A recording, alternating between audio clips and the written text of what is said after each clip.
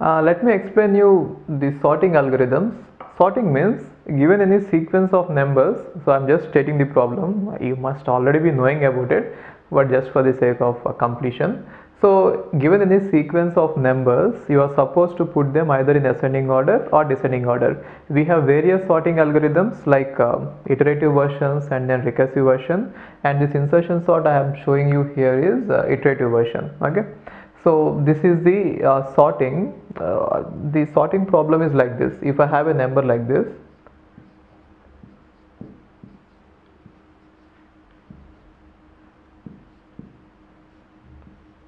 if I have some list like this, right, then what does this sorting algorithm mean is, after the completion of this algorithm, you are supposed to have the numbers in this sequence: 1, 2, 3, 5, 6, 7, 8, 9, and maybe 0. Okay, so this is what we are supposed to see, which means given any random array, random list, then we are supposed to get a output which is either in ascending or descending order, that is sorting. So one simple way is, maybe you can try out one simple possibility. You can find out all the permutations of this, all the permutations, and then in those permutations you can find out what is the permutation which is in ascending order. That is one simple method, right? So but then in order to find out the total permutations of a number containing n numbers, of array containing n numbers, it takes order of n factorial time, which is nothing but, it is in the order of n power n, so which is exponential time. I don't want such exponential time. See, I have already told you that order of 2 power n or order of n power n, these are very costly algorithms and we want to avoid them. So let's see something better here. I'll explain that insertion sort code with this example. Let's see this example first and then I'll explain you what that program is doing. So insertion sort is named in such a way because it is actually similar to playing the cards. So you must be, you must have played the cards, right? Let us say all your cards, the deck of cards, are on the table and all the cards are facing downwards on the table. Then what you do, you take the first card from the top of the table and put it in your left hand side, right? And then you take the second card from the top of the table and you compare it with your card here. If it is lesser, you put it in the left side. If it is greater, you put it in the right side, isn't it? And now let us say in my hand I have 2 cards. Then I'll take the third card and then I compare them from the rightmost to leftmost, which means I'll see the position where the third card has to be inserted, either at the end or in the middle or in the beginning, right? That depends on comparing with one by one. Then I'll insert it. Then in my hand, in my left hand, all the cards are already sorted, right? And I'll take the next card. By the time I pick up the fourth card, the 3 cards in my left hand are already sorted. Now I'll take the fourth card and I'll see the placement. How? By comparing it with cards one by one. That is the same method this insertion sort is going to use. I'll show you this. See this?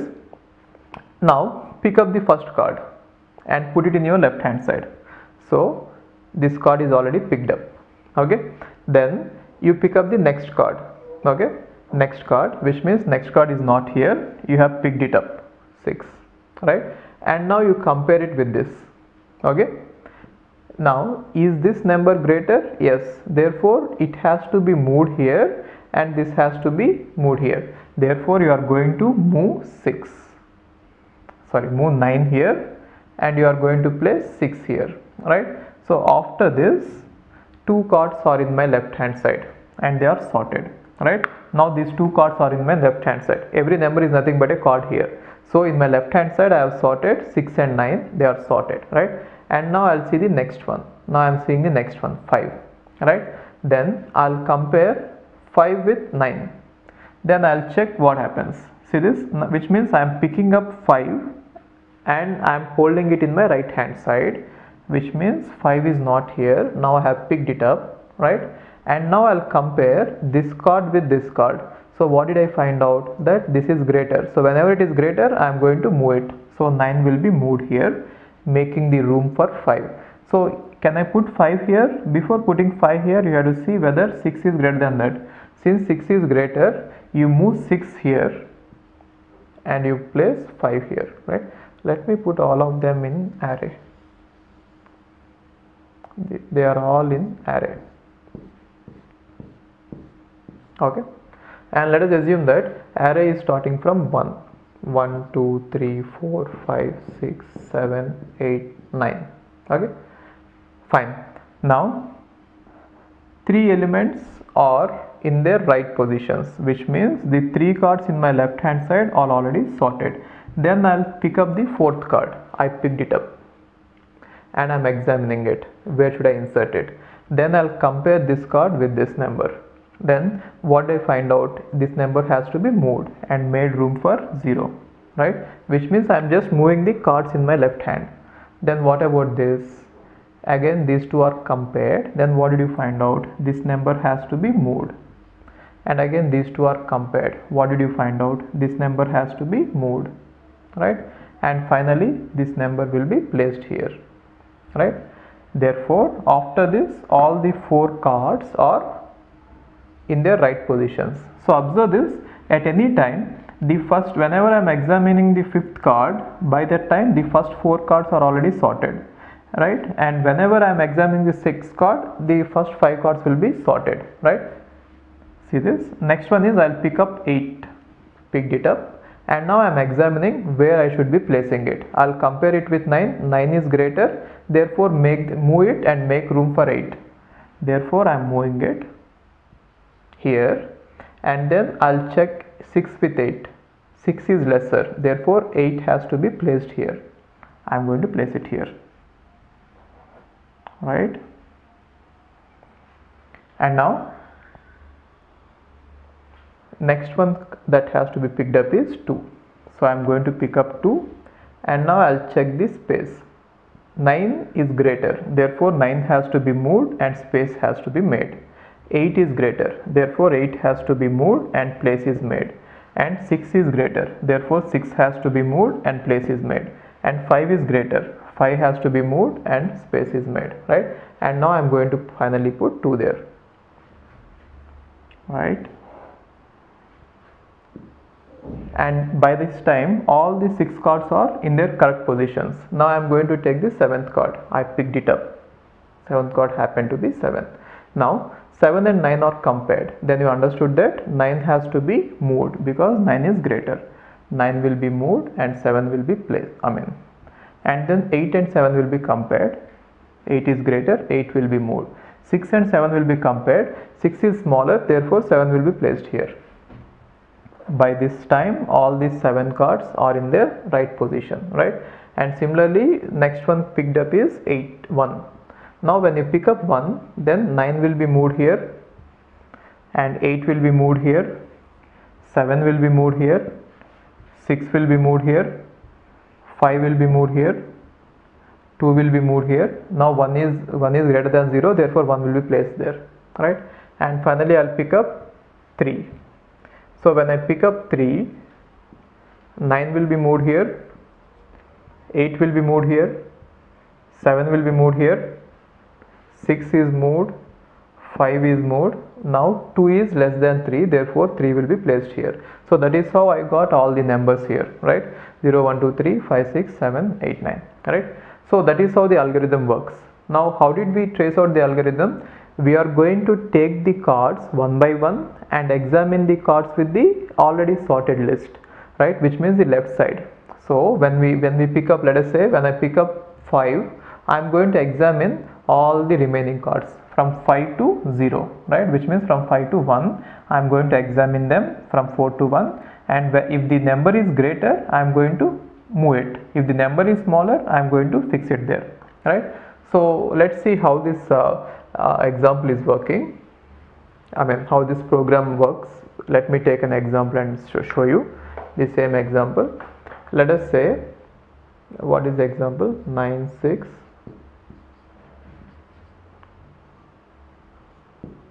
Let us say 1, 3. This is the, and let us assume that I have examined till these 4.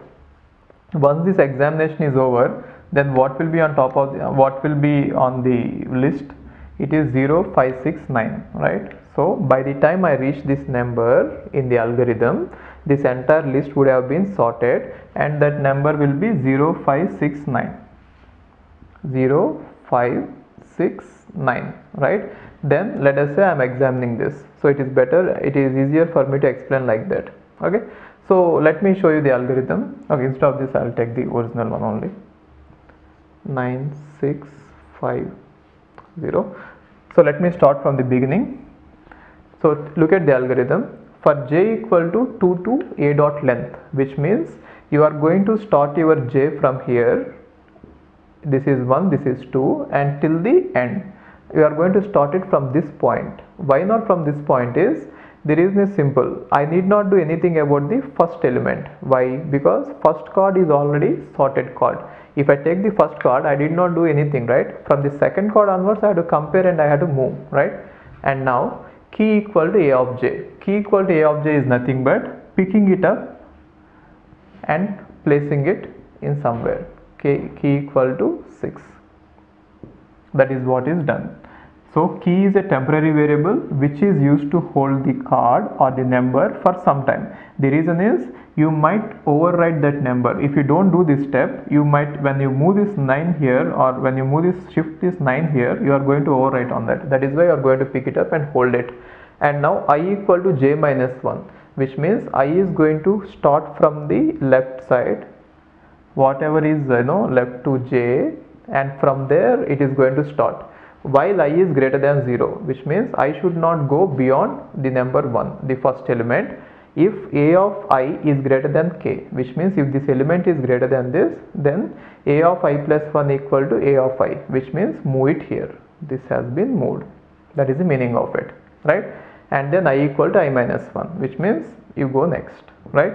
Then what happens? I becomes 0, right? So whenever I becomes 0, what is that you are supposed to do?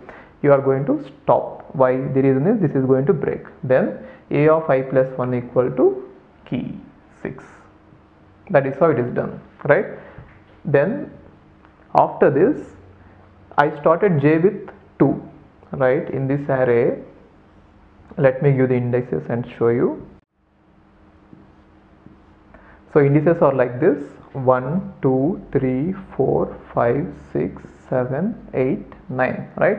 Now this, I started j from here, and now j has been incremented to this point. Now j is this, okay? Then what should I do? J equal to 3.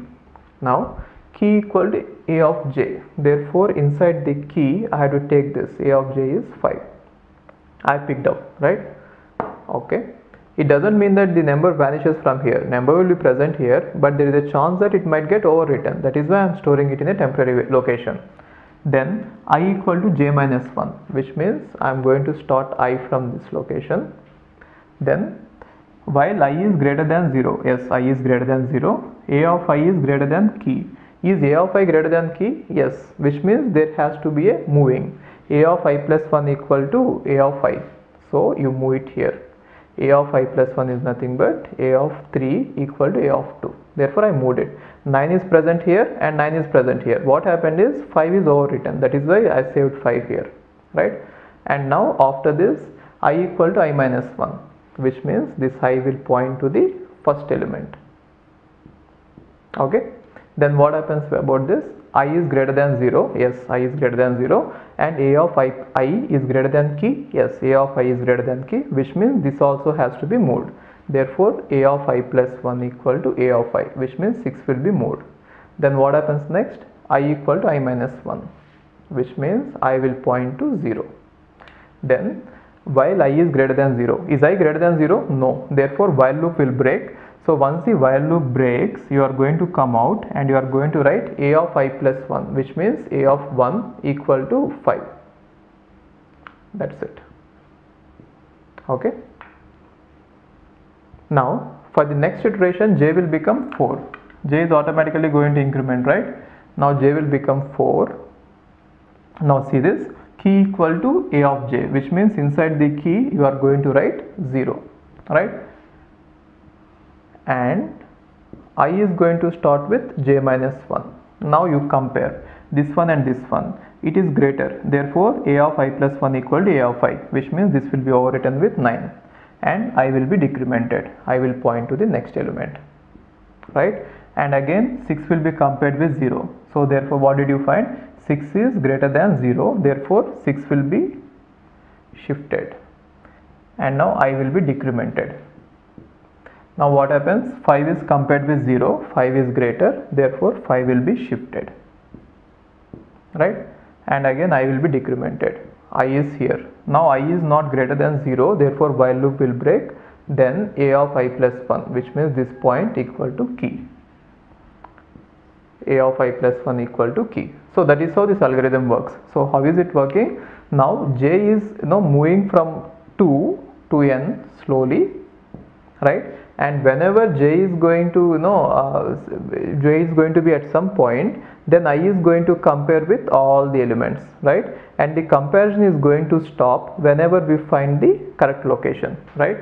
So now in worst case, let us see how many comparisons and how many movements are required here. In worst case, if j equal to 2, which means if I am examining the second element, then what happens? I might have to examine it with the first element. Therefore, how many comparisons are required? For j equal to 2, number of comparisons required are 1 and the number of movements required are 1 in worst case, right? Therefore, 2. If j equal to 3, then how many comparisons and how many movements are required is, if I am standing at this point, I am talking about the worst case, okay? So what is the worst case input is? Input is reverse sorted order, that is the worst case input.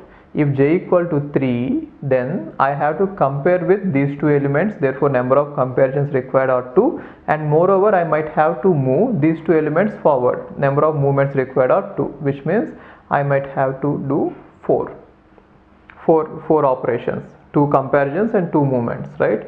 And when j equal to 4, I might have to compare with these three comparisons, and then I might have to move these 3 elements one forward, which means 3 movements, which means 6, right?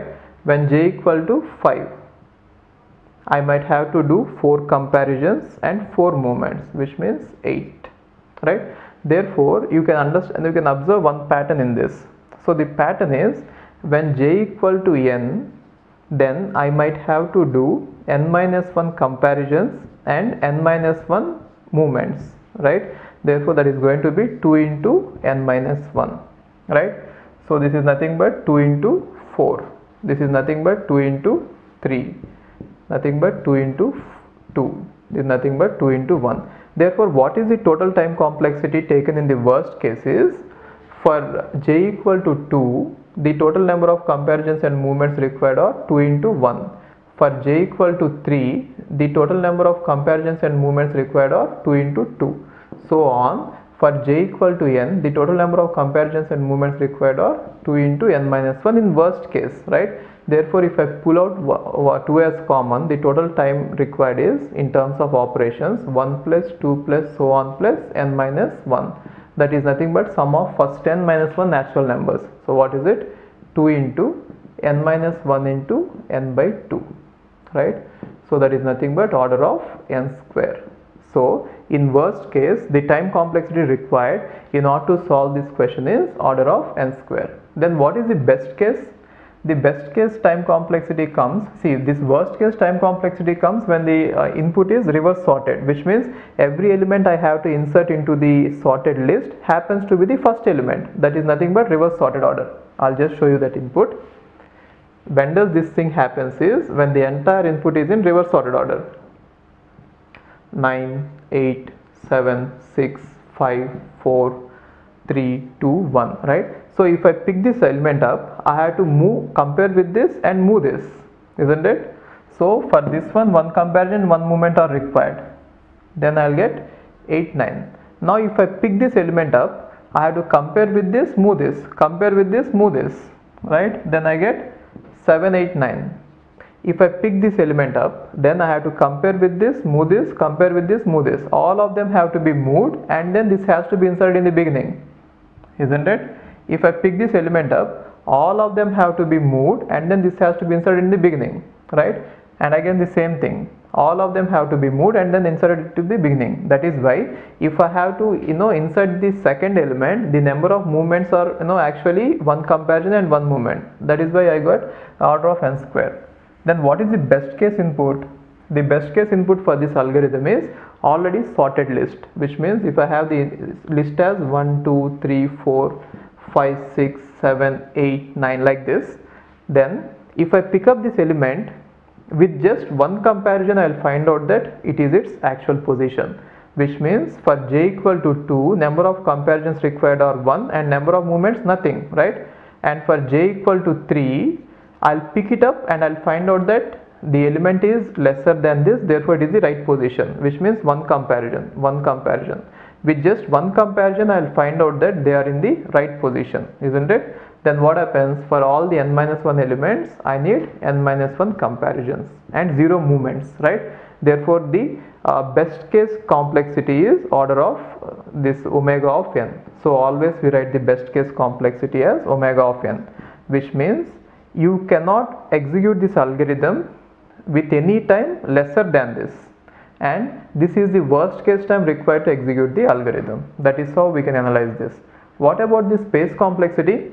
Apart from a, which is given in the input, we need only one more variable. I think we need 3 variables. One is key to temporarily save that card, that number, and other is I, and other is j. So whatever is the size of the input, I always need only 3 variables. Therefore the total space complexity is order of 1 or constant time, right? So whenever we don't need any extra space, or whenever we need only constant time, constant space to sort any given list, such a sorting algorithm is also called as in place. In place means we are not taking any extra space to sort the algorithm. Whatever array is given, we are doing it within that place. That is why it is also called as in place algorithm. So insertion sort is called in place algorithm, and the worst case time complexity is order of n square, and the best case time complexity is omega of n. So the best case input is already sorted list, and the worst case input is reverse sorted list, and average case it will be nearly order of n square. Okay, so insertion sort, we have seen that the time complexity depends on 2 things. One is number of comparisons involved, and the other is number of movements involved, right? So one is number of comparisons and other is number of movements. Movements means you are shifting the elements in order to make the room. Now how can I decrease the number of comparisons, or how can I decrease the number of movements? So if you observe one thing, in insertion sort, always whenever we are examining an element j, the entire list before it is going to be sorted, right? And in order to find out the position of j in this sorted list, actually I am doing a linear search. That is why it is taking order of n time, isn't it? But what if I apply binary search on this? If I apply binary search on this, then the total number of comparisons required to find out the actual position for this jth element might fall down to order of log n. So binary search takes order of log n time. I'll talk about binary search later, but just understand that instead of linear search, which means instead of going one element like that, if I apply binary search, because this list is already sorted, by the time I reach this point, my algorithm is guaranteeing that all the elements before it are already sorted. So if I apply the binary search on this, maybe I can reduce the number of comparisons to order of n, order of log n, right? So is this going to increase, improve the time complexity? I don't think that it is going to improve the time complexity. The reason is, even the number of comparisons are smaller, you have to move the records. After finding out the position, you have to move all the records, and for movement it is going to be order of n.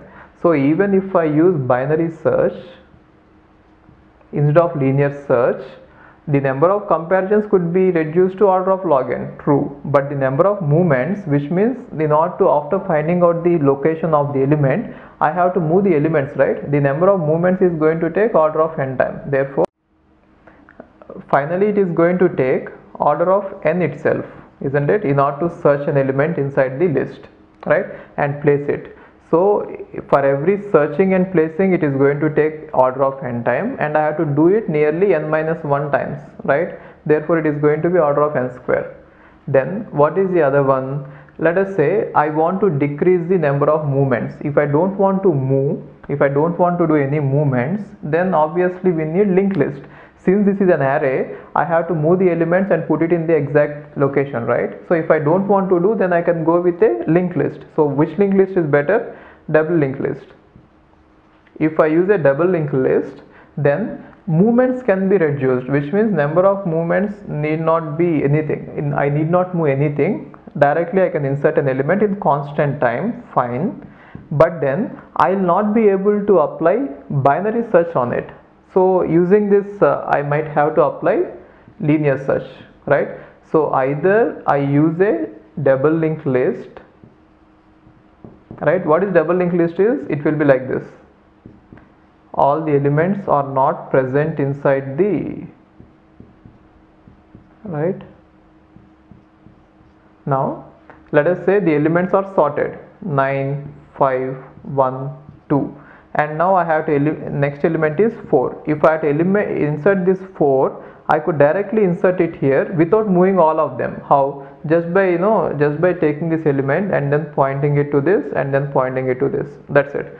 So in constant time I can insert the elements, but then in order to find its location, in order to find out that it actually belongs here, I have to compare with all these n-1 elements, right? Therefore, even though I use double linked list, the number of movements could be reduced, but the search time is going to be order of n. Therefore, anyway, for searching its location and placing it there, the time taken is going to be order of n. So the time complexity of insertion sort cannot be improved either by using binary search, the reason is movements are going to be more, or by using double linked list. The reason is I cannot apply binary search on double linked list, I have to apply linear search. So whatever it is, in order to find out the correct location of the element, the time taken is going to be order of n, and there are n-1 such elements. Therefore the total time complexity is going to be order of n square only. And the space complexity is order of 1. The reason is only constant amount of space is required, and the algorithm is also called as in-place algorithm. I mean, this algorithm belongs to the class of algorithms called in-space algorithm. So you don't need extra space. Within the same space you could actually sort it. Okay, fine. Next we shall see merge sort.